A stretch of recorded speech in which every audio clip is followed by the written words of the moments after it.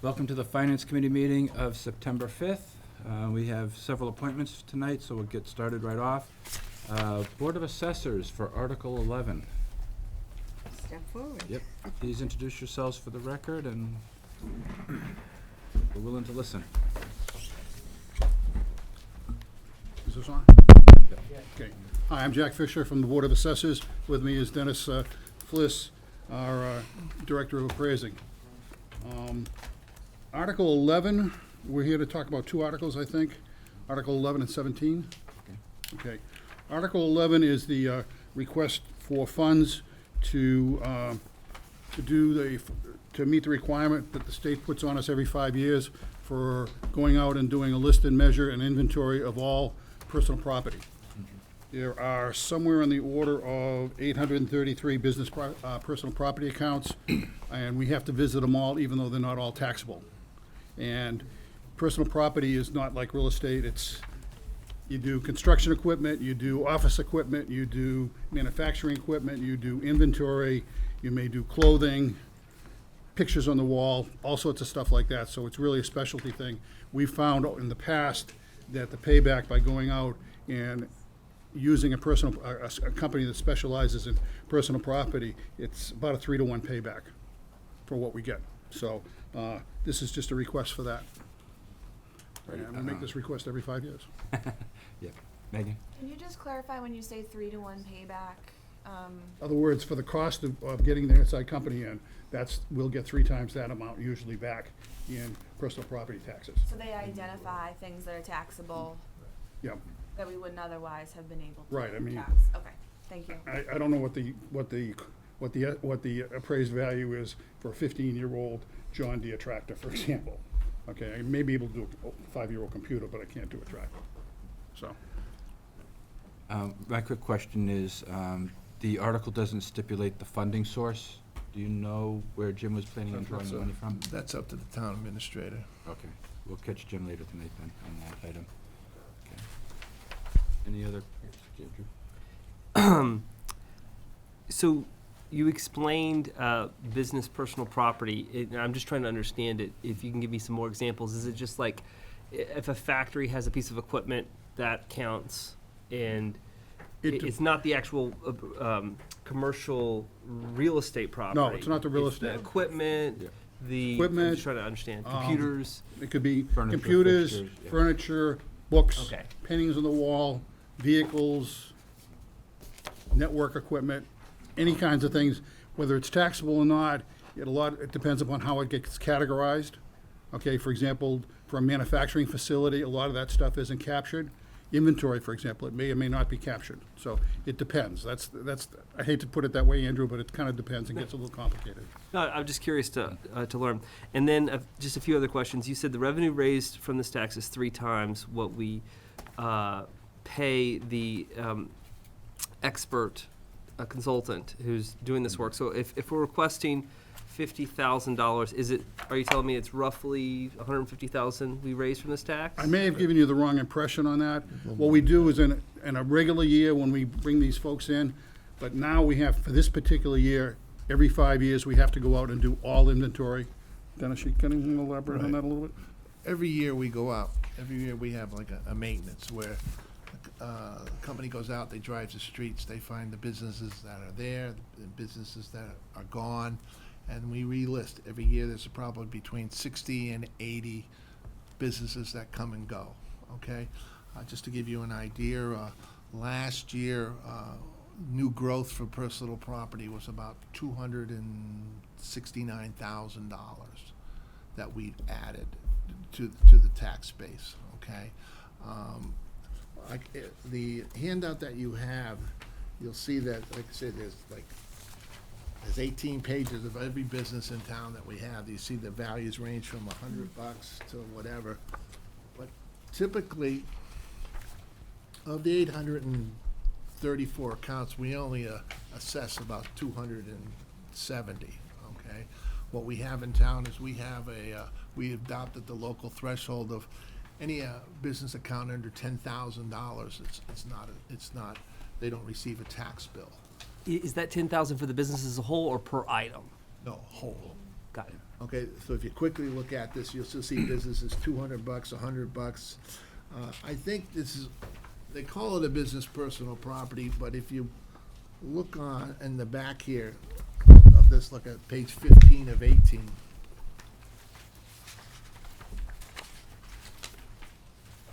You'll see the majority of these 800 accounts, there's about 10 that account for 90% of it.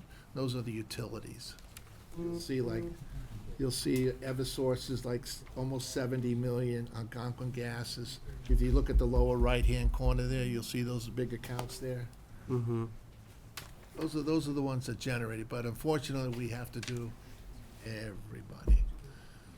So, Thank you. I'm done. okay. Now, is there supposed to be an annual self-assessment where they kind of like itemize their stuff and send you a form Yes. for appraisal? They're required by law to send us a form of list of what they have, and that's due in March every year, but we get it from the larger companies, the ones that usually have accountants, reps and stuff like that. They'll send this to us, and then what happens is that the company that we have, they go through each item and what's taxable and what's not. It all depends how your business is set up. Like if you're an individual, let's say Joe's drapes, everything is taxable. If you're Joe's corporation, the inventory is not taxable. If you're Joe's Drapes Manufacturing, just poles and wires and underground conduits are taxables. So that's typically what is taxable, what is not, how is the machine used in business and stuff like that, so, go ahead.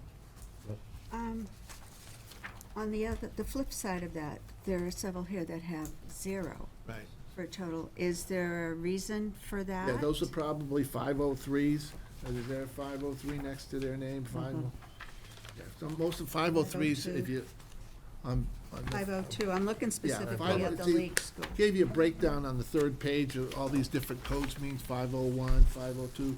Some of them, they don't have anything that's really not taxable. It could be a small business, it's somebody out of their accounting office, out of someone's house or something. Would a school be considered private property so that it wouldn't have to adhere to the same The as what? would a school be different, considered Well, private typically, property? the Private schools that you're talking about, Yeah. is maybe the league school or something like Correct. that. They're in a different category. They're exempt to begin with. Okay, that's what I was Right, the curious real about. estate's I thought, but I exempt, and wasn't then sure. certain things, like some of the vehicles they have are exempt, and usually the equipment that they use is exempt. Okay, thank you. If we didn't approve this, what's the option? How else would we fulfill the state obligation? On the honor system, I guess. I mean, you want to trust the people that that's not gonna send in the, Right. But there's really no other mechanism to go out and check. not that we don't, we find that it's, in order to maintain the high degree of accuracy in our assessments, because of the labor-intensive nature of this, we think it's fair and equitable. What I mean by that, you've got, some people like to cut corners, I don't have this or have that. That way we send the person out, they go through the office, they got this, and that. And, as we know, nobody likes to pay taxes, but if someone's thinking they're paying their fair share, it usually makes it go down a little better. Stephanie? So I may have missed it. We were talking about the 3-to-1 return, and then we said, well, that might have been a little misleading, only because this is a 5-year thing as opposed to, so what is the return on this $50,000? Can you articulate what that would be? Well, I just gave you past examples. Like I said, last year, our new growth for personal property was $269,000. It runs anywhere from $200,000 to $500,000 a year. But that's our annual one that we do anyway, Right. without spending this $50,000. No, but each year we spend about $10,000 to do that. And that's in the budget It's already. in our budget. What happens is, this is different. This is, like I said, we have to do every property. Every year, our maintenance work just involves, let's say, driving the streets. Oh, here's a business that was here last year, here's a new business. So you delete that account, and you pick up the new business. Okay, I understand that. I'm just trying to get a sense of what this 50,000 brings us in addition to, say, the 269 we got last year out of the 10,000 that's already in the budget. It's a visit to every business in Walpole. I understand all of that. I'm just asking financially. Can we expect $100,000 of stuff that we find? No question. 200,000? I mean, what, do you know what that number would be? Oh, God, no, that's why we go and do it. That's a pretty good answer. I mean, well, what happens is over the period of years, the personal property is different in the way you calculate, what I'm saying is new growth. A new growth in a real estate is any addition or anything that increases the overall value of the real estate. Personal property is you can have a computer and you replace that computer. The value doesn't change, but you're allowed to calculate the new computer as new growth. So, yeah. Yeah, I know that I'm not the person to do this, No. because I know it's complicated. I'm just wondering And neither what am we're I. getting. Sean? I was just curious if there was examples from 5 years ago that you could call to, that would speak to the difference. Understanding that, you know, Walpole has grown and there's certainly more taxable opportunities now, but then putting forth the 50,000, what was returned? Like I say, I'd say, I just go by what new growth is every year. That's what we Okay. focus on. Over the years, like I said, one of the problems with personal property is there's really no mechanism if they don't pay. If you don't pay your real estate taxes, the town can go after the real estate. It's a fixed thing. Personal property, they move out of town, there's nothing to lien, nothing to attach to. So that's one of the reasons why we adopted the $10,000 threshold. So we pick the ones over 10, usually around for a little while. But like I said earlier, it comes down to the utilities. The utilities, like I say, represent about 90% of the values. Danny? What happens if they go out, if if the company doesn't want to let someone into the site? If they don't cooperate in this assessment? They can choose to do that. But typically what would happen is, depending on type of businesses, in the past, like the company that we use, I think they do about 150 towns in cities in the state of Massachusetts. They'll pick up a comparable. What's, you could just name a business and they say, okay, this is what this would typically have in the business. And then you send them a tax bill. And If we they don't send like them it, tax. then If they they can. don't like it, then we go from there. Thank you. Yep, mate. So you said that the alternative, if we didn't hire this company, would be to just rely on the self-reporting. Right. So I think what Kathy was trying to get at was, like, if you take 5 years ago when we hired this firm, what was the delta between what was self-reported and what the private firm actually I don't know that assessed? answer. Okay. I don't know. What happens is we would get, I got a box in my office like this of all the form of list. I don't go through them, I just put them in the box, give them to the people, they go through them and they say, here are the values. And then it calculates, this is new, this is old, and we get the new growth. Because, like, you know, in my mind, if we pay someone $50,000, I would want to be sure that they were finding at least $50,000 worth Well, I of just explained, yeah. discrepancy. You know Oh, what no I'm question, saying? like I say, the new growth each year is, last Somewhere year was between. 269, Yeah. this year is north of that. But doesn't that come from our regular? That's what I'm confused on. It Like- just doesn't just happen. What happens is currently we have a program in place in which each year we do the maintenance. We Yeah. go out, they go out, and we do the streets, we do all the stuff. Here's new, here's old. Every 5 years, we're required by the state to do every property because things have changed over 5 years. They've put new equipment in, they've taken equipment out. So that's what they want us to do. So we legally are required to have someone go out and do this by the state. No, we're legally required to do this every 5 years.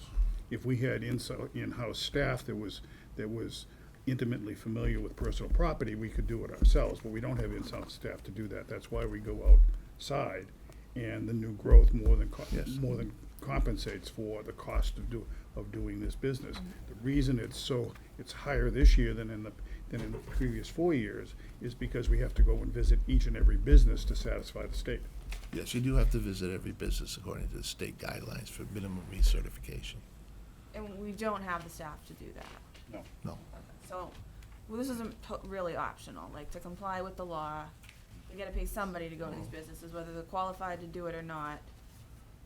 Someone's gotta go visit these businesses. Qualified, Y- yes, I Yeah, just okay. don't know, I don't, Alright. No, she's saying, you told us that you're not qualified to do it. I'm not qualified. So you're saying, we either do it with this group that is qualified, or you go do it and you're not I qualified. guess I'm also imagining that you are not physically, given that there's only so many hours in a day, able to get to all these businesses and do your other job responsibilities. So that's not really a viable alternative. No. It's an assumption I'm making, but, No, you're true. yeah, You're true. okay. So, I mean, we do real estate in-house, we do all the residential. you have a residential day household, job. Okay, and Yeah. to go visit 900 Yeah. just divide 900 by 50 weeks and then figure out how many you gotta do in a week, and that's a couple of days Okay, probably. so just getting back to my original question, I guess I would misunderstood. So every 5 years, somebody has to physically go out and Yes. run these. And it's either we subcontract with someone to Right. do it, a professional group that does it, Right. or somewhere within the town of Walpole, we come up with the resources to try to go do it ourselves. But it has to be done, there's no not doing it. No, there's Okay, no all not right, doing it. Thanks. Mandated. Jeff? Yeah, so, just curious, this is every 5 years, right? Yes. It's always been that way? No, Okay. Why don't we budget for this? Just curious. because it only happens every 5 years. And the other year. I mean, every year, it's about $10,000. Yep. That's in our budget. That's the maintenance. General maintenance of the personal property. It used to be every 9 years, but Department of Revenue, Division of Local Services, they changed their certification requirements. We went from doing the real estate from every 3 years to every 5 years. They changed the personal property from every 9 years to every 5 years. Okay, so, Now, are the real estate and personal property on off cycles, so we're not totally running you guys to the ground? yes, I always, this will be for 2021.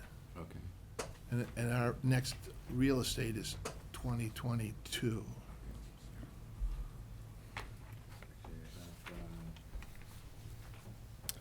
Doug, and then Kathleen, and then Susan.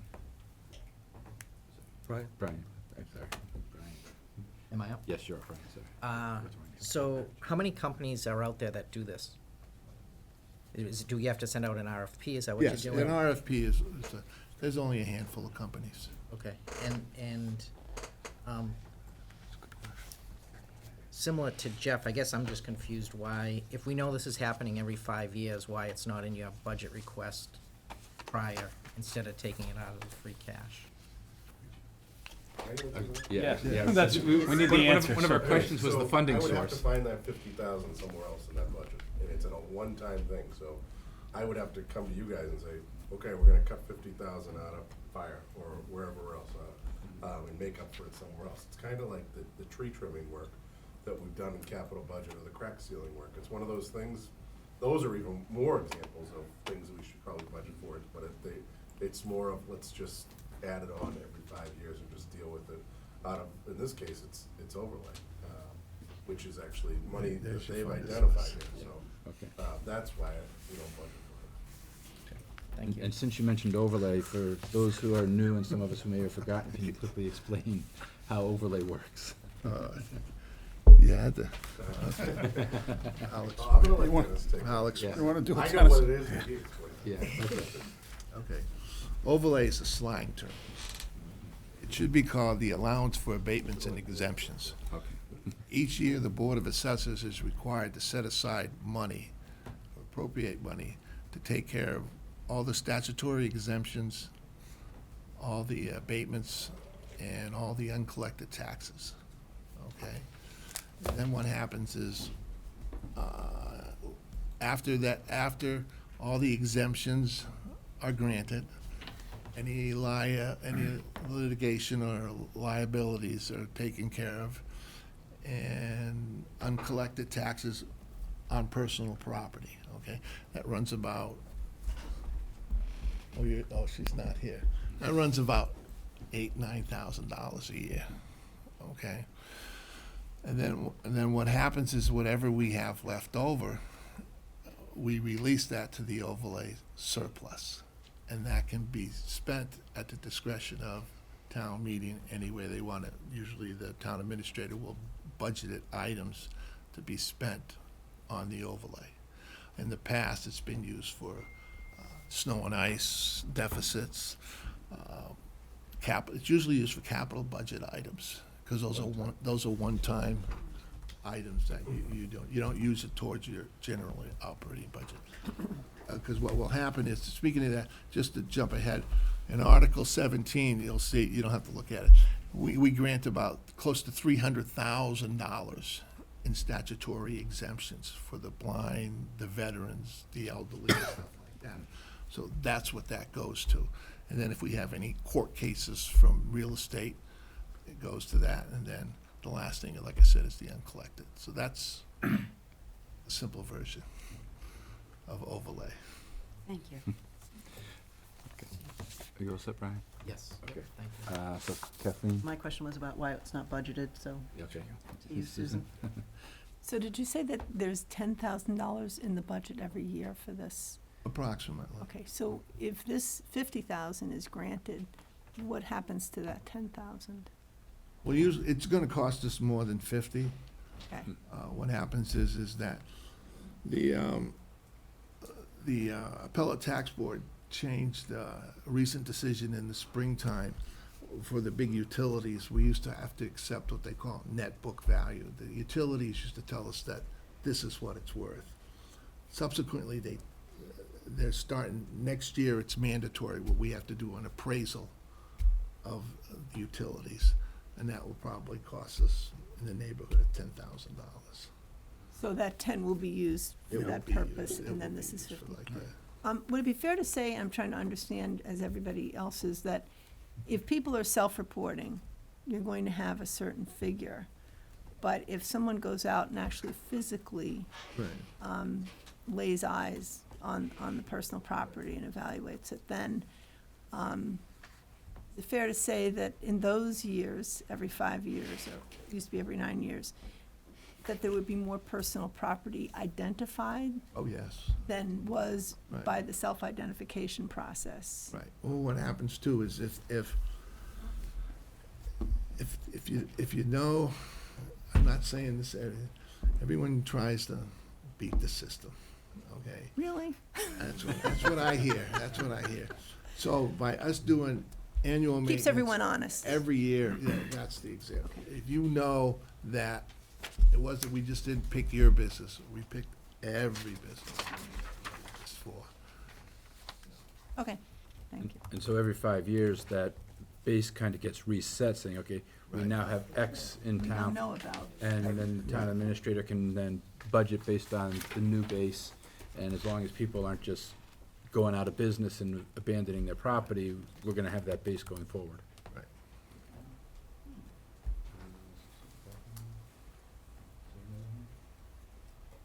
Andrew? Motion for favorable action on Article 11 to. Second?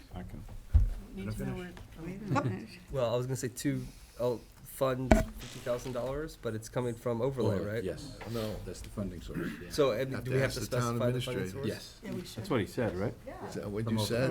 Overlay, right? yep, from overlay. Okay, well, they asked me earlier, and I said that was up to the town administrator. No, but you guys released it, it's part of the balance. Oh, I understand, I'm just saying, I don't decide where we get the money.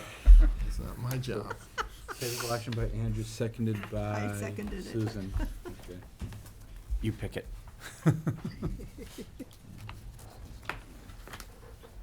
Any other questions before we vote? All in favor, please say aye. Aye. Opposed, abstain? Abstain.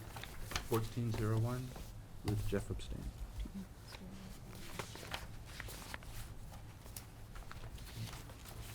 Article 17.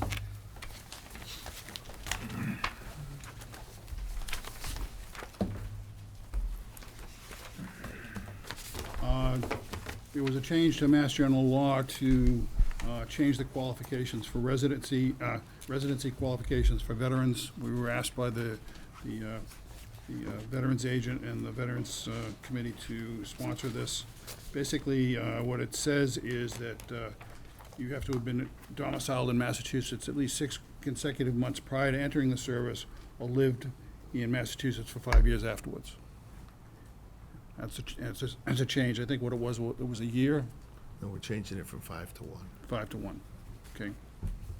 And that's anywhere in Massachusetts, as long as they're Yep. currently living in Walpole, this will apply to. Yep. Yes, Susan? Through you. So what was it before, and what is it going to be? 6 months before, I'm sorry, it was they have to have lived in Massachusetts 6 months prior to entering the service. It used to be 5, now it's 1. And either or, either 6 months before the Before. service For 5 years. or 5 years. What this basically for is mostly for the So widows. it used to be 1 year, you had to, It used to be 5, and 5, now now we're it's changing 1. it to 1. I don't see where, what am I missing here?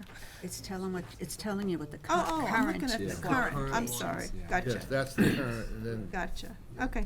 that's what we're, Just statistically, do you see this being a big one-time jump in claims? no, if you look on the last page, these are, well, actually, if you look, you go through the Secretary of State, what the veterans are. Next to the last page shows you the tax assistance that we provide for the elderly, the blind, the widows, stuff like that. And then the last page shows you what I mentioned earlier.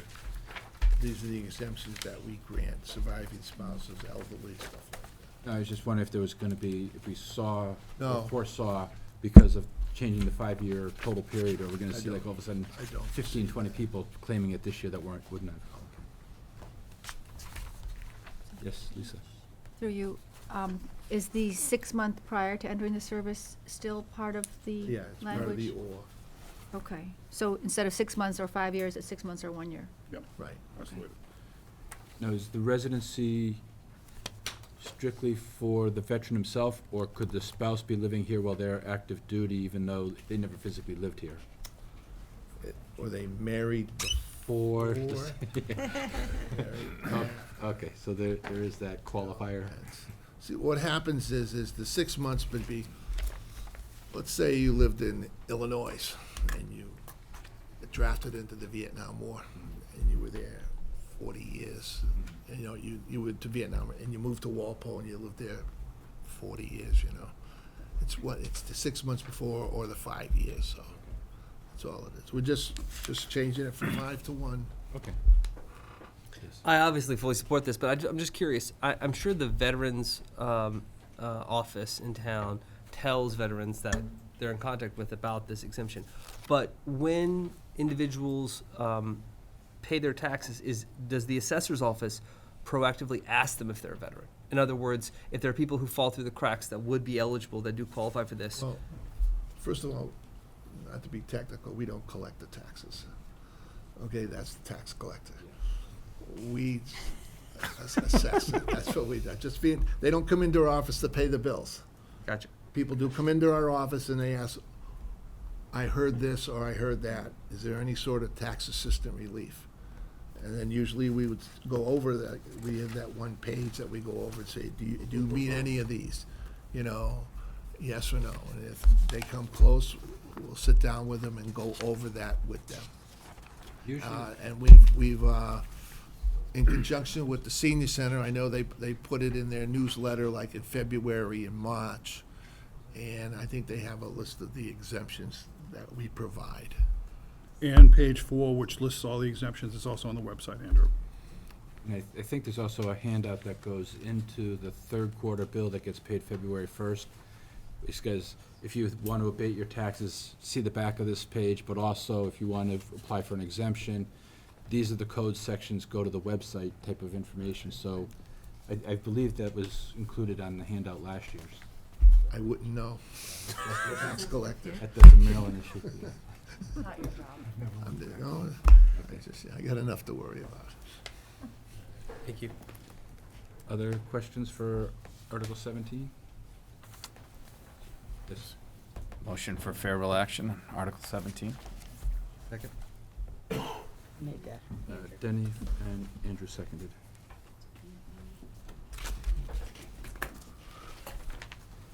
Any other discussion? All in favor, please say aye. Aye. Opposed, abstained? 1401, that was Jeff. Thank you. You want your seat? No, Joseph. Okay. Thank you, gentlemen. Okay, thank you. Thank you. Thank you. Danny made the motion and Andrew seconded. Yeah. 1401. Abstained. I know we did. That's why. Yeah, that's probably why you were confused. I just got it. Literally at 5:05. Are you ready for me, sir? Actually, I said, Jim, did you have anything you wanted to toss our way real quick before Mr. Marasco I'll comes let up? Joe go, and if you Okay. guys wanna talk after. Mr. Marasco. I'm not gonna tell you what I asked. Joe. Okay. Article 18 is a private petition with regards to the water supply in town.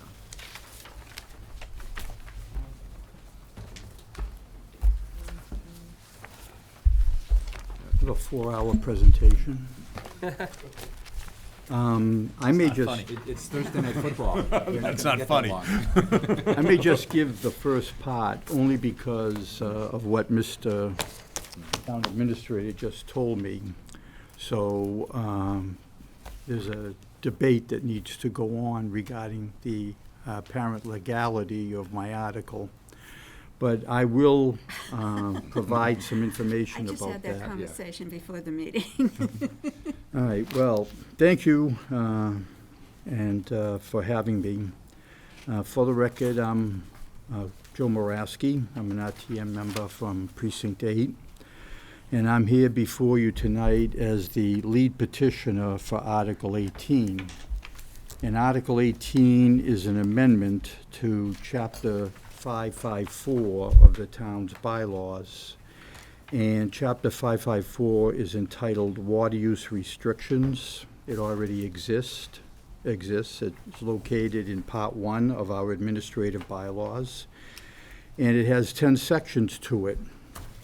And for the most part, these sections implement the town's authority to regulate water use pursuant to Mass General Laws, Chapter 41, Section 69B, which is entitled Water Commission's Powers and Duties. So, assuming that we go forward with this article, depending upon the subsequent debate on the legality of it, a 2/3 vote by town meeting will be required to add an 11th section to Article 554. And this proposed 11th section is entitled Extending the Town's Water Supply Beyond Its Boundaries. And as the amendment proposes, the new Section 11 indicates that, quote, the approval of town meeting is required to provide the town of Walpole's public water and supply system to any and all properties outside town boundaries. And as far as I know, based upon my research of the law, Mass General Laws and Charter, et cetera, I don't believe anybody has this specific authority right now. A board or commission may have an implied authority, but I don't think anyone has a specific authority. But that'll be subject to debate. I was going to have 3 parts to this presentation, but we're only going to give one. And the reason is, if we all decide that this is illegal before, or not legally before town meeting, and I decide to give up, then what's the sense of going through the last 3 hours of the presentation? So I'm only going to give you the my understanding of the legality of this article. And I put together that part of the presentation because at the time, I didn't know if we had a town council opinion yet with respect to the legality of the article. And Jim just said that it came in moments ago. But I do believe that Article 18 is legal, and I'm pretty confident and that town meeting would be acting lawfully on this article, and I have 4 reasons why that is the case. First, which is the most obvious, the town is a town meeting form of government. Town meeting comes together, as you know, twice a year and on special occasions to legislate policy and budgets. So town meeting is the final authority on bylaws. Article 18 is a bylaw amendment within town meeting's jurisdiction.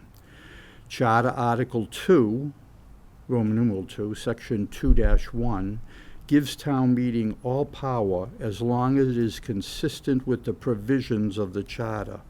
Article 2 specifically states, when acting in conformity with all laws now or hereafter applicable to the transaction of town affairs, the town shall have the power to act through and shall be bound by the action of the town meeting representatives. The second reason I think Article 18 is legal is while the charter gives the Board of Sewer and Water a, quote, exclusive charge and control of the water department and water systems, and allows for cooperation with other municipalities in carrying out its powers and duties, it does so under the Constitution, Massachusetts general laws, the charter, bylaws, or other vote of the representative town meeting. So the key phrase there is by bylaw or other vote of the representative town meeting. So there are at least 2 sections of the charter that demonstrate town meeting's authority and standing over such things as the powers and duties of the sewer and water commissioners. The third reason why Article 18 is lawfully before the town meeting is Mass General Laws, Chapter 41, Section 69, which pertains to the powers and duties of water commissioners. And this section grants exclusive responsibility with the water commissioners or the Board of Select People authorized to act as such for source water quality protection. Quote, subject to all lawful bylaws, again relying on town meeting, bylaws and town meeting hand in hand, and to such instructions, rules, and regulations as the town may from time to time impose by its vote.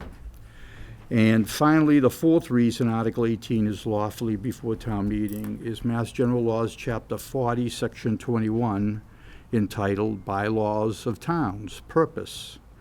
Quote, towns may, for the purposes hereinafter named, make such ordinances and bylaws not repugnant to law as they may judge most conducive to their welfare, and shall be binding upon all inhabitants thereof and all persons within their limits. And then there is a subsection 7 to that, which says, and by regulating the use of water throughout the town. So town meeting, in effect, through bylaws, can control the use or regulate the use of water through the town and outside the town, because you have to go through the town to get outside the town. So I have copies of the charter and the Mass General Laws if FinCom wants to copy them, and I'm more than willing to put some type of legal opinion in writing, submit it to the chairman, copy the chairman, give it to town council, do whatever is necessary so we can sort of get that issue out of the way, and then maybe come back at a later date and go over the reasons why the article is being proposed before town meeting. So I'm gonna probably take exception to what town council has come up with. It won't be the first time. And so I would defer to Jim right now to hear what town council has to say. Before questions, do we want to hear what town council had to say? Yeah. Yeah, I guess so. The only thing I'm gonna say is, this sounds like, shouldn't even be forced at the moment. This is something that needs to get resolved. So, Submitted via citizen petition. That's what it is. Even if Joe wanted to change it right now, he'd have to wait till town meeting and make a motion Yep. before. but on the, okay, no, fair enough then, thank you, go ahead. What was town council's? Okay, so, and I apologize, because I reached out to her at 4:20 today, and I said, I know I'm gonna be asked about this, can you let me know about the legalities? At 5:05, she responded as follows. To the extent that the town wants to provide water outside of its boundaries, it could be accomplished pursuant to an intermunicipal agreement in accord with Mass General Law, Chapter 40, Section 4A, allowing the town to provide service it provides to the town to another municipality at its request.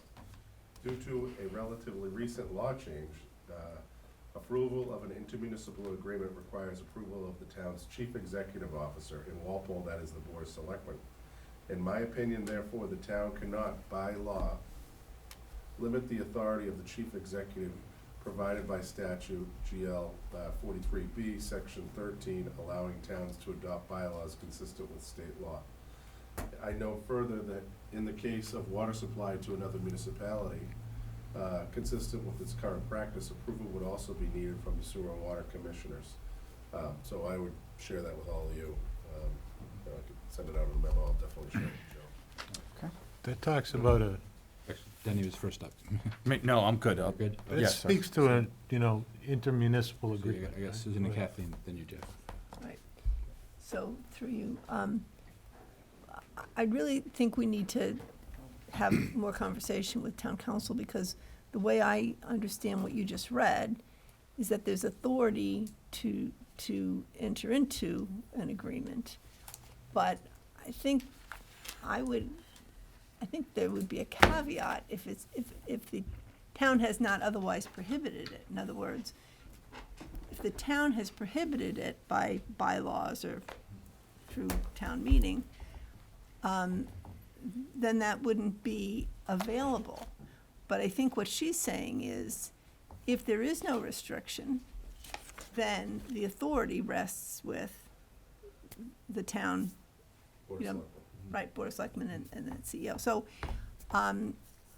it's kind of hard to do this by just conversation, but I think that, we ought to really press and be sure of the answer before we go any further. And I think, with all due respect, Joe, legal opinion from you is not gonna really carry much weight. Hey, I charge $500 an hour. Should've gone to law school. But, If Joe shares what he has with me. I'm more than happy. yeah, Okay. and I then, will share with all. right, and I think that would help us to resolve it, because otherwise there's really no point in. Kathleen? See, I'm interested in the town council opinion because there are agreements, I guess, that can be made in emergency situations. And at your last meeting, I had a conversation with Mark and his concern about emergencies.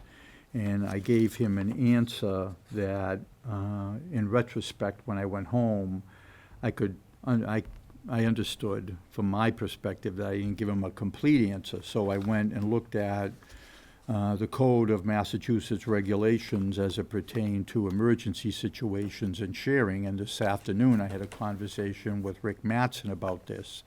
And apparently, there is an informal, unwritten agreement regarding emergency situations with Foxborough and with Norwood.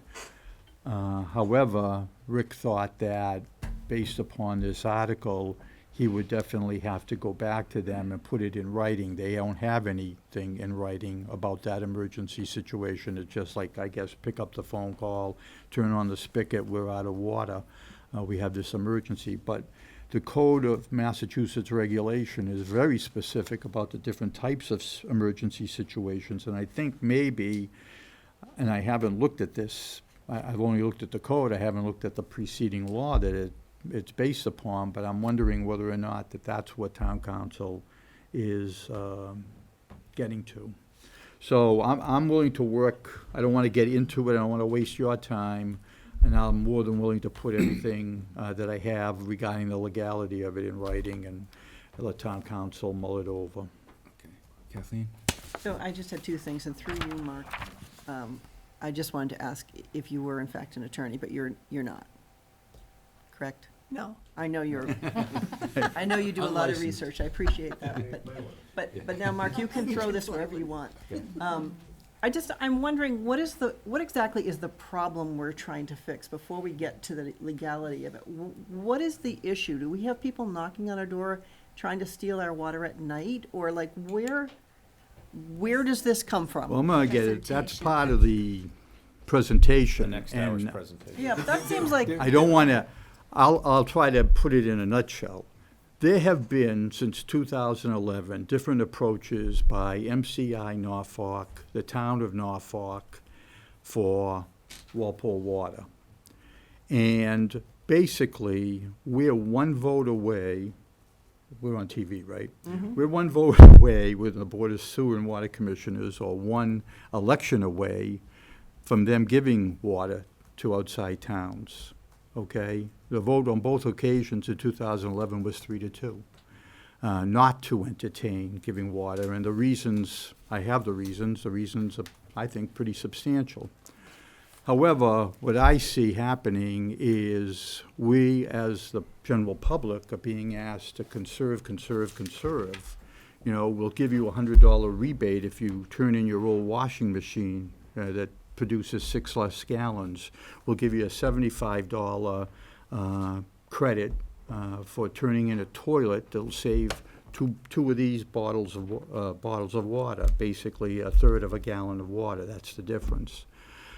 So you're being asked to conserve, and in the meantime, you saw so I know a lot of you are RTM members, you saw that the Sewer and Water Commissioners proposed an article at town meeting, was it last spring, that basically said we want to tie into the MWRA. We need another source of water, and town meeting voted against that. So what you see is conserve.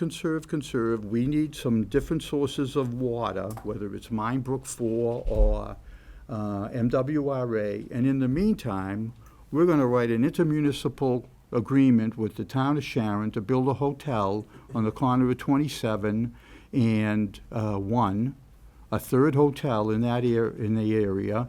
We're going to build a new hotel that is estimated to use somewhere between 5 to 11 million gallons of water a year, based upon 160 rooms and the average usage of water. So if I could jump in, since it was my So question. it's like two diametrically So- opposed so philosophies. you feel, it's your opinion, that the conservation of water is diametrically opposed to the using of water by other towns. I would submit that the conservation of water No, I'm is a not. good idea. I think it's a great idea. No matter what. No matter what, no matter how much it saves, it's a great idea. But what is being pushed by all the towns and the MWRA and all the policies is that the public sees that we're being asked to conserve. We're being asked to not water outside. We're being fined for using water on the wrong day, and we could have our water shut off. So you've got all this philosophy going on one side, and on the other side, you see the same board giving water to another town. Yeah, I For don't not see for it an that way. emergency, but for economic development. So my thinking is, what do we want to be? Do we want to be a Board of Water and Sewer Commissioners for the town of Walpole? Do we want to be a regional Board of Water and Sewer Commissioners? Do we want to be the Economic Development Commission? I did for ask the another question, town? but I've gotten enough. Thank you. You turned it on. No, I think we're not going to agree, so it doesn't No, I know. necessarily make sense to continue. Jeff? All set, okay. Mark? So again, I had kind of the similar, I wanted to see the forest through the trees. Right. So basically, there's this issue of, should the town of Walpole allow water, assuming the DPA allows us to do it, to go outside of the town? And if we do, who has the authority to do it? Should it be the Water and Sewer Board? Should it be the Board of Selectmen? Or should it be the town meeting? I mean, fundamentally, that's kind of the question, right? It's a Walpole asset, so that's why I'm wondering, so it's a discussion regardless of what else happens, who should have the authority to say, we will allow this Walpole asset to be used or to be sold, whatever, outside of the town of Walpole? Checks and balances. And so, but right now, it sits with the Water and Sewer Commission. Well, it starts with Board of Selectmen and then has to get consent from sewer and water because it's dealing with water. Selectmen Okay. are the only ones with the authority to sign an intermunicipal agreement, so. Right. If we wanted to provide some other type of service to share, but, Yeah, sharing veterans agents or something like that, Board of Selectmen. This particular incident where 55% of it is in Walpole, 45% of it is going to be in Sharon. So we would have had to provide that 55% either way, that the way the lot is divided up in this particular parcel up on Route 1, that he's splitting it. And there's benefits in Walpole, there's economic, as Joe mentioned. But if the selectmen were just not involving the sewer and water, if it wasn't sewer and water, it could just be selectmen to selectmen. Okay, so there is a process. Right now, it's the selectmen and the water commission. This all discussion comes down to, do we want to shift that responsibility to the town meeting? And now there's this question of legality of whether the town meeting can have that. Can do Yeah, it. Well said. We're basically adding a third level of approval to the process by saying, you've agreed to the agreement, sewer and water signed off, but now town meeting has to vote for it. Right, but could the town meeting Yeah. decide themselves, we're gonna do it, No, even if the selectmen and the water commission said no? no, because the selectmen have to sign the agreement. And so Okay, we so it's cannot compel basically, them to sign. the town meeting Can veto. has It's to have like the a final veto authority to power. be able to do it, okay. Right. I know there are other sections of Mass General laws regarding intermunicipal agreements, but those intermunicipal agreements are for, like, police, fire, Yeah. different types of that type of sharing. It's not really directed to what is being proposed here, I think. Now, I don't know if town council's latching onto that section of the law. I'll have to look at it. But to your point, and, I gave you an example of 2011, what happened in 2011, but, things are happening. There's a lot of development going on here. And, when I was on the planning board, the first thing I would say to a developer when they came in was, have you been to the Sewer and Water Commission yet? And that's where you should go first. You need to go to them first before you just start discussing where you're gonna put your snow, the different elements of site plan review, why you need a special permit. That's all irrelevant. You need to go to the Sewer and Water Commissioners to discuss two things: the sufficiency of water, number one, whether we got enough water to give you, and number two, are you gonna pay the cost of the water and the fees that go with it? And while in some regard, we got people who said, or developers who said yes, they're suing us over the I&I now. So, development is happening up and down Route 1, and it's gonna happen even more so in Foxborough. Can I just follow up? Follow, yeah. So the other question is, who goes first? Is it the sewer and water that approves it first or disapproves it, or the selectmen? The two towns would have to talk first, and the Board of Selectmen says, no, we don't want to get involved in it. If they think that it's viable, they turn it over to sewer and water to say, can we do this, can we work something out? And then the two boards would pretty much work hand in hand with the other town to figure out what kind of agreement would work. Can I just talk to how we're handling it in this particular situation? So right now, both boards of selectmen have really signed off on this intermunicipal agreement. It's in the sewer and water hands right now, as far as they're asking the developer to do certain things, make improvements, not only to his waterways and sewerways that are going in and out of the hotel, but to also other areas in that general area. And it's more of a negotiation session. Okay, we'd like you to do this if we're gonna give you water here. So, as far as this process, both boards have signed off. It's more in the sewer water hands, ironing out the details of the total agreement in this particular situation. So I'm gonna just state that until I get something different from the town council, if we vote on this tonight, I'm gonna vote against it. So my recommendation to this board is that we defer till we get because this may or may not be a valid piece, but till I hear something from the town council that contraries what Jim gave us this evening, I'm gonna vote against it. So rather than keep belaboring a point that we'll probably have to address later. Maybe we move on tonight. Any other questions, comments? Okay. So at this point, my impression is that we should entertain a motion to recommend a town meeting, and then put this on our agenda for possibly September 30th, when we'll do a whole bunch of reconsiderations. I will, so moved. So moved by okay. Kathleen's hand up. Oh, sorry. Kathleen, you were seconding, right? Yeah. Okay, so recommendation for town meeting by Denny, seconded by Kathleen. All in favor, please say aye. Aye. Opposed, abstain, 15-0. Thank you, sir. Thank you, Joe. Thank you. Thanks, Joe.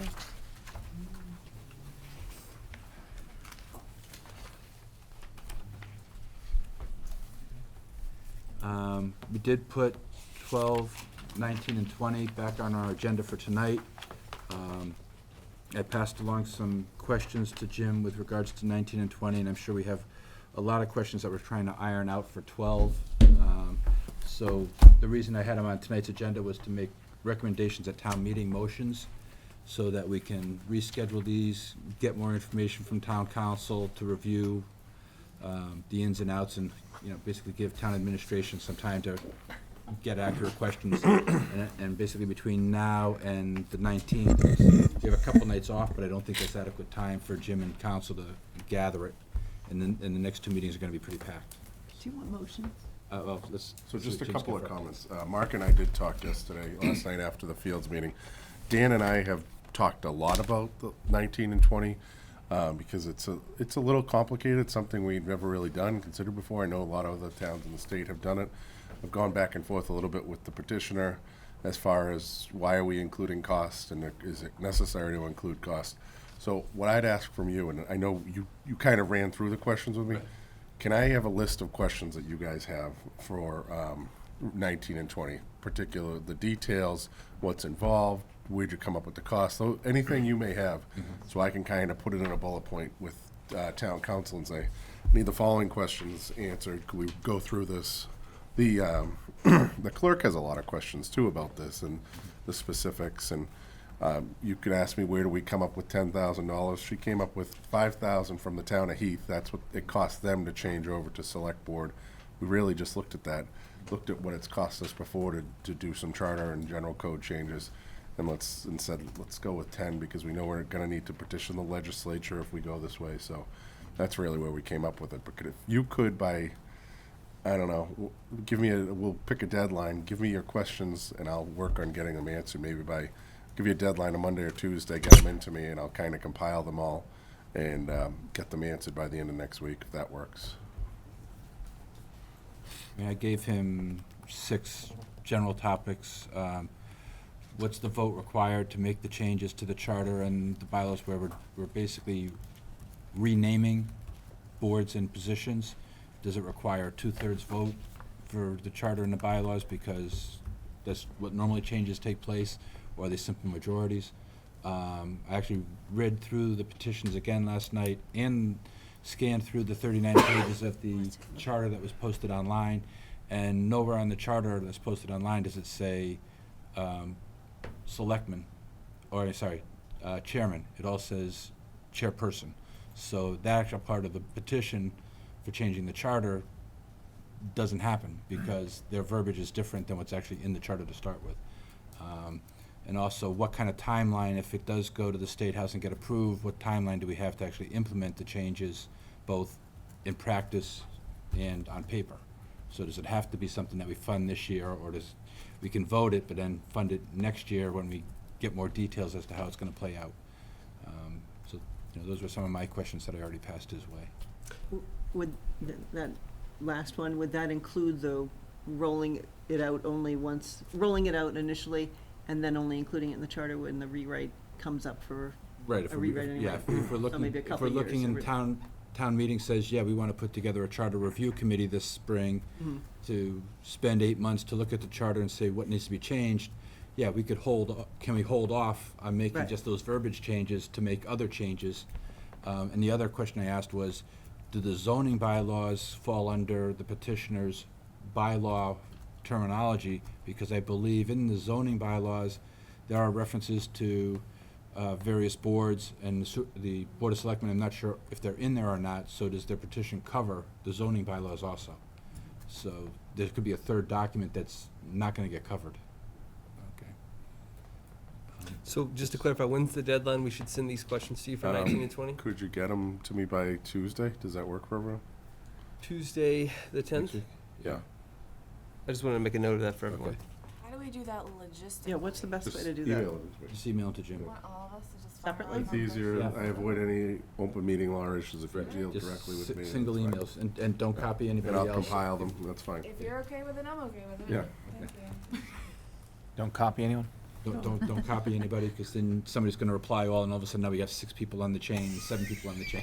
You're getting close.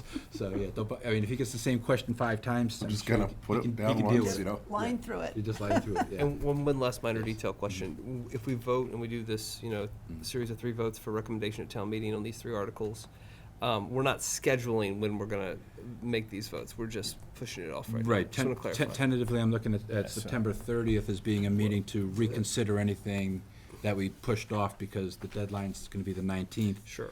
And we already know that sewer and water isn't gonna meet on Article 12 until after the book goes to press. And, Sure. trying to give adequate time to legal counsel to review the more numbers of articles that we're passing her way for comment. So we can be pushing quite a few things off. And I know we have Fields, which is gonna take up a good part of a night. We have capital budget on the same night as Fields. Inclusionary and zoning on the inclusionary same zoning, night as and that. Hancock Court. So it's gonna be tight, and, And originally, we had that all separated, but the schools wanted to come in Everything's because they getting had pushed, so, yeah, yeah. I didn't so- do that on purpose. It's always the schools. I don't blame the schools when in doubt. yes. Yes, Motion for recommendation at town meeting on Article 12. Second. seconded by Susan, Article 12. Article 12, yeah. Okay, questions or comments? All in favor, please say aye. Aye. Aye. Opposed, abstain? 15-0-0. So that was Andrew and Just a Susan. note on that one, I got a message tonight that the appraiser's going out there tomorrow to walk the site, a couple of them, so Okay. it's progressing. The date I have is the 16th, Yeah, right? they're going out to actually But just then walk to the Mark's site. point, the sewer and Yeah. water commissioners are gonna Yeah. vote on that afterwards. Yeah. Yeah, their Their regular recommend- meeting is the 4th week of the month, which, so by the 30th, they would have voted, but by the time it go to the book, they would not have brought it up. Right. Can I ask a question about the appraisal process? Sure. Does the appraiser give a recommendation about whether or not the lot is indeed buildable and for what uses, or is that sort of implied in the dollar I figure? asked him, it's a good question, I asked him to give me two appraisals, basically. One, as is landlocked, Yeah. this is what it's worth, and 2, built out, developed as the Hassenjäger diagram showed in the documents I showed you last week. He did ask for some data, which I have to get him on recent 40Bs in the area. You know, Burns Ave, Dupy Street, and Moose Hill, the 2 on Moose Hill, the big one, and then the smaller one. So I'll give him that information as much as I have. I guess the question that's in my mind is the law really buildable according to that? Like, can you really put a 40B on that lot? And if so, like, why didn't they plan Is it to a develop threat? that sooner? Like, why did they end the cul-de-sac there? That's what, like, is puzzling me, and I'm wondering. What I'm seeing around town is they went after all the desirable lots Now over the they're last going 20, less and 40, less 50 years. Now they're going after the less desirable, the ones that are, same thing we're doing with I&I. We got all the easy I&I costs, all the leaks in the system. and everything. Now it's the real hard ones that you gotta sink a lot of money into. So that's one of them, and there's other ones in around town. That's why Dupy Street is going up right now, back of Victoria Circle there, so. Through you, Jim, I don't see why it's even important to know what the value of the lot would be if it's all built up, because it is not, and if we buy it, it never will be. So to the town, it will never achieve that value. You're right. The same thing happened with Jarvis Farm. You know, I forget what that came in at, but the commissioners just wanted a sense. They're asking, I think it was $380 or $350 for it. Is that a fair market value there?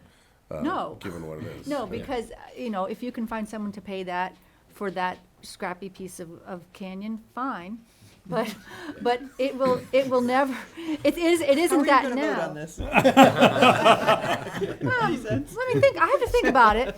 I need more information, I do, but I don't understand how anyone could sell something saying, look how much it could be worth, so pay me this. You know, I don't give you a bolt of cloth and say, this could be a wedding dress, so this should cost you, you know, what does a wedding dress cost, right? Yeah. You know, it's really just a junky piece of land that if, you know, if we were in the habit of buying, zone one, sorry, area Area one? one. Area one, thank one, you. yeah. If we were buying area ones routinely, that would make sense. But I do not understand why, if we routinely allow things to be built in area ones, let someone try to build something in that area one. Let there be a 40B. We could use some affordable housing. I'm not advocating one way or another for this one. I'm more or less, Sorry, I'm working yeah. with the sewer and water commissioners. This thing has been on my plate since 2015 or 16. The owners have come forward asking me to buy, asking the town to buy it.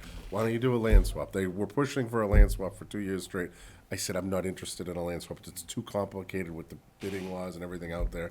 You got I'll- Moraski. Yeah.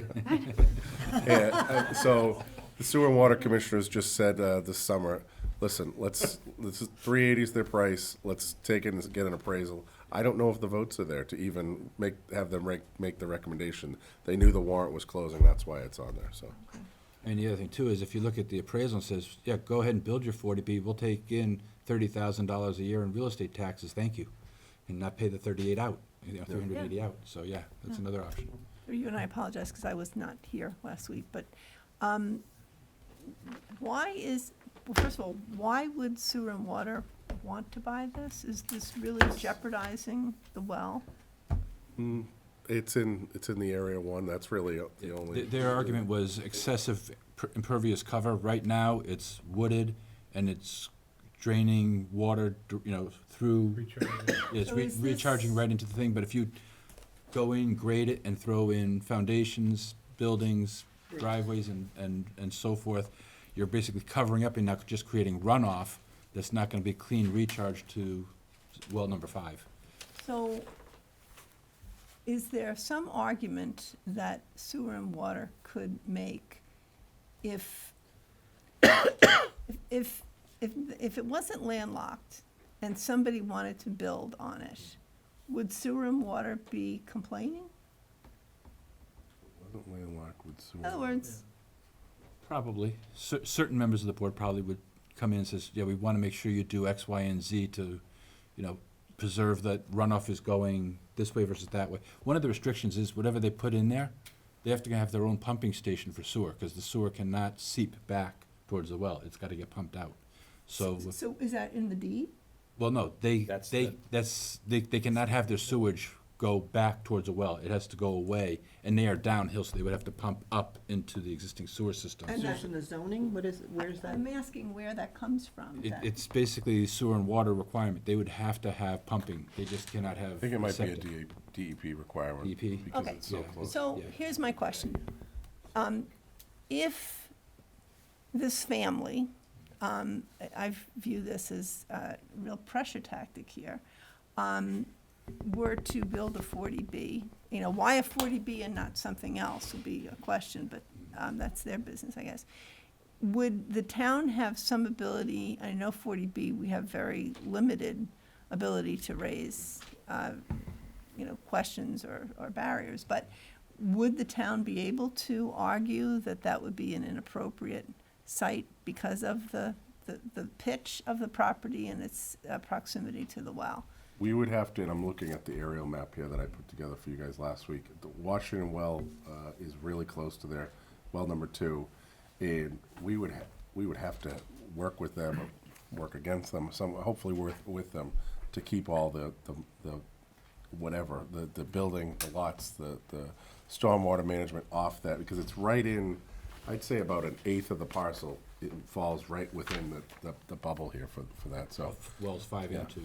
Susan, we had asked them the My- question, the water, My is it a must-have or a nice-to-have? no. Their my- answer was nice to have. Nice to have what? It would be Wow. nice Nice to to own have. this They don't property. have to It have. wasn't, Oh, that's right, from the sewer. right, but that's not really my question. Okay. My question is, if for whatever reason, this family decided to build a 40B, what ability, if any, does the town have, whether it's the town, whether it's sewer and water, to prevent a 40B from going in there because of the particular pitch of the property and its proximity to the well? In other words, I know we're limited in arguing against 40Bs. Is this an area where there would be some ability to say a single house or two houses or whatever, but a larger property would? I don't want to speak for mass housing. I've made multiple arguments for the 340Bs that we're dealing with right now, that Burns Ave is within a conservation area, it's in a neighborhood that really is going to be shocked by having 36 new units go down there. They've approved all three, without very little regard for what the town has said. But water is a little different, yes. Dupee Street, Burns Ave, and another one on Moose Hill. It's a smaller one. It's But none of those were jeopardizing a well.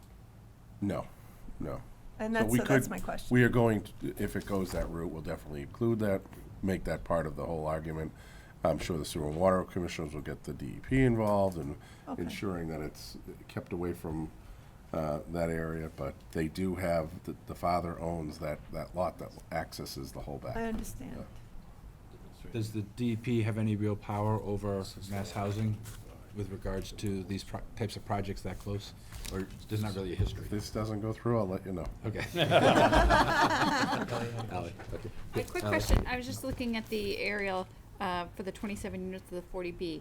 So obviously going for the 40B is usually because it bypasses our zoning bylaws.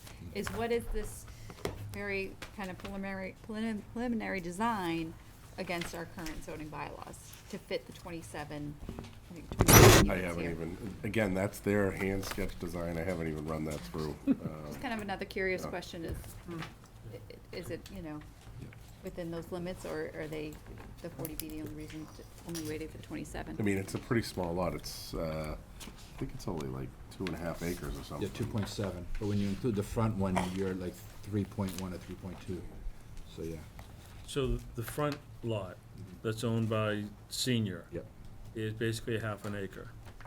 Approximately, yeah. I still, kind of jokingly, but we should buy his lot. And lock the other one out.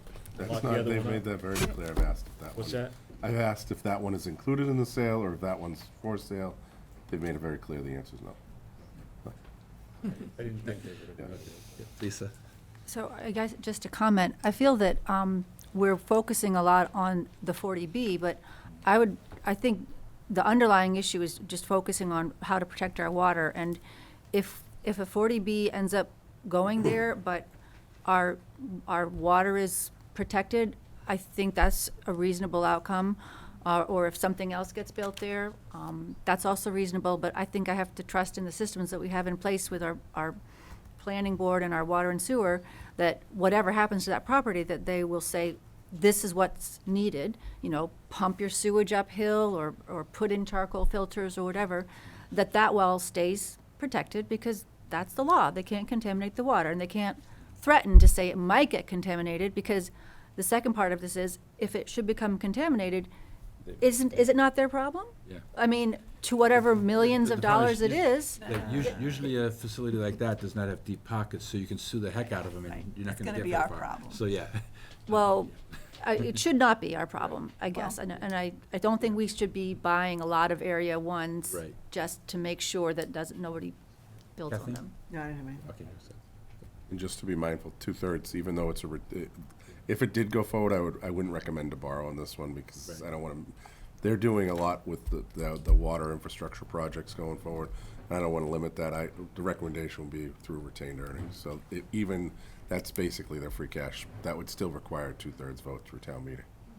To pull their retained earnings? No, to acquire property. Or to acquire property, okay. Because it's gonna be in excess of the minimum threshold.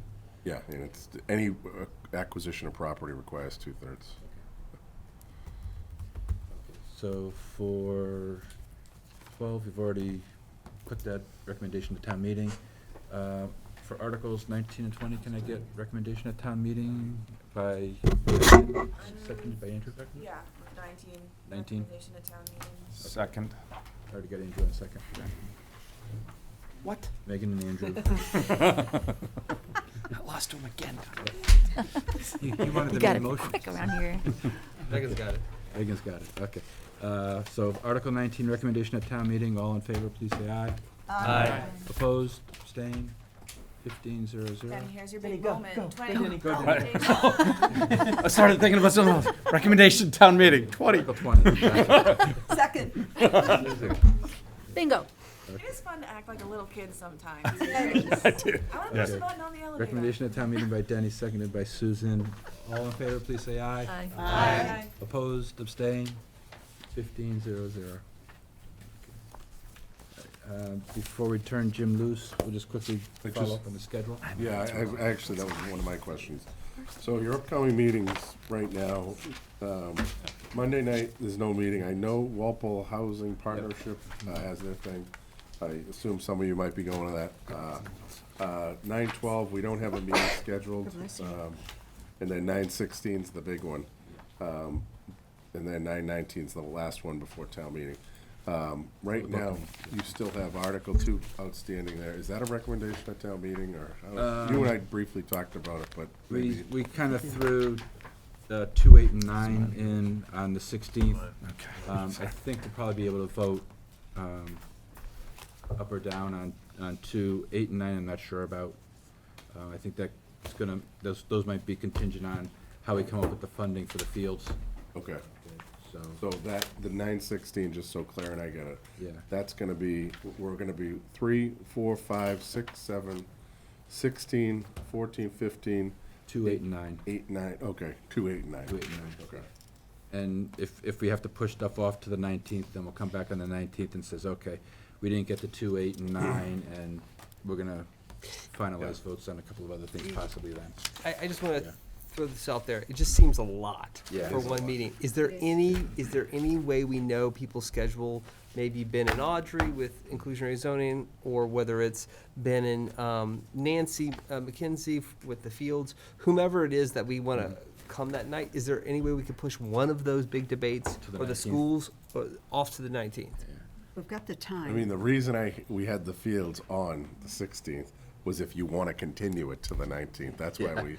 Because capital budget is meeting Yeah. at 6 or Mm-hmm. We 6:30 pushed to capital go over it because before we the come in schools really here wanted to be involved in Okay. it. for the, So, I mean, yeah, you're the Yeah. puppet master here in terms of the Yeah, scheduling. I'm just trying to so think you like- tell me, well, what would? Because I just think if we do this, it's going to be a 4 or 5 hour meeting. At best case scenario, more likely there's going to be someone who sits through 4 or 5 hours, and we don't even get to them, and we ask them Yeah. to come back a few days later when we could have told them today. Right.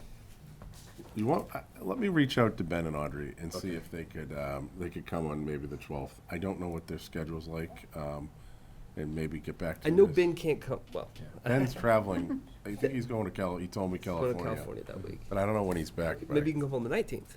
Yeah, I'd prefer the 19th over the 12th, but okay. one or the other I need off, so, Let me try to get them in on the 19th then. okay. Are we on Monday?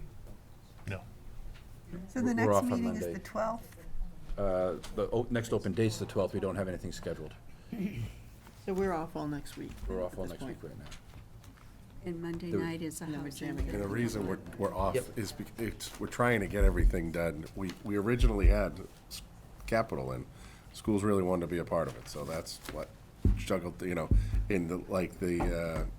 one of them's the acceptance of the streets. Or the- I'm Right gonna now, have there's all no of meeting on DPW there. That's gonna be that's really basic, just It's vote possible favorable that action, 14 lay and out the 15 road. could move to the 12th or the 19th, so we'll assume that. When we come to the stabilization and the OPEB, previously, you'd gone over the percentage and such that we were looking for in a hypothetical situation.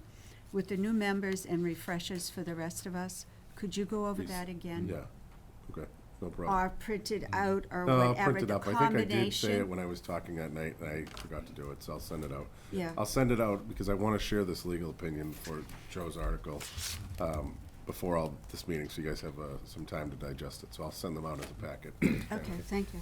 Actually, with regards to OPEB, there was 2 questions that were brought to my attention from a former RTM and a current RTM, two different topics related to OPEB. The first one was using a dedicated funding source, so all revenue from that funding source would automatically fund OPEB, regardless of how much was taken in during a fiscal year. I don't know if that puts too much of a hamper on us budget-wise, because we're relying on, that specific source. His recommendation was the hotel tax. Oh, I know who it was. Yeah, I know. The second one that was brought to my attention. CS? Yeah, the one that was brought to my attention Yeah, I think we all last know. week. Once he said he. Yeah, the one that was brought to my attention last week was, depending on the outcome of the upcoming national elections, if we go to Medicare for all, OPEB no longer is a liability to the town, is it? Or is it because of the union contracts, they're exempted from Medicare for all? That's another one to add to your town council. But you won't know that Pretty answer. hypothetical. No, Yeah, we're not gonna know that you one, wouldn't even right. know that till it's And passed. No, but Just but circling if- back to that first Yeah. one about The dedicated funding. source. dedicating the hotels tax, I think his idea Yeah. was. We're actually dedicating more this year than we take in hotels Yeah. tax. We take in, I think we budgeted 400,000 in hotels tax. At the Springtown meeting, we dedicated 500,000. In this one, if we go forward with the recommendation, it's close to 300,000. And so we're doubling it basically. So it would be limiting us, it would be reducing it. So we are, it's because it's part of the whole pot. Right. We're doing even more, so. Now, the reason for the other question was that the way OPEB's designed, you can only take money out of your OPEB fund to meet a current liability for post-employment retirement benefits. And so if there is no benefit to be paid, you can't touch your trust fund and it just sits there. Right, but just imagine across the US, Yeah. how many cities, Yeah. there's probably trillions of dollars that are locked up in OPEB accounts. I know, but our Congress is known for Yeah, no, I. pass it and then we'll read how it works. Right, yeah, So, no, I. Yeah. They could just iron us right out of it and we have no recourse. But I know that, That social security box that was set aside yes. with a lock on Yeah. it, nobody was gonna touch yeah. it? Well, the other was the Affordable Or Care Andrew will be Act. retired before we have to worry all, about all this. unions are exempted from the requirements of the Affordable Care Act. Their medical plans can be whatever they want them to be. So, yeah. Alrighty. Let's not discuss national Yes, politics now. exactly. No, Okay, so, somebody will be upset. right now we have the 16th as our next meeting, possibly the 12th or the 19th for Articles 14 and 15. For the 16th, can we make capital budget the first item on the agenda? Because I think we can probably get through them relatively quick, and then we Yeah. can spend as much time as we need on the And fields. if you're okay, can we make Hancock Court right afterwards, so I Sure. can just, Move that send along. it's gonna be probably Chris Johnson, and I'll introduce our new town engineer that night, so. Okay. So, Is that the new town engineer? yeah, he started, last week. Great. What's his name? Carl Baldoff, he used to work Oh, here in the Carl. early 2000s. I don't- Okay. and Late 90s, grew up here, so, yeah. Okay. Alrighty. So then either the 12th or the 19th for Articles 14 to 15, and then everybody, if you can kind of keep September 30th open, that Monday we'll possibly reschedule anything that's recommendation at town meeting, we can possibly reconsider them then,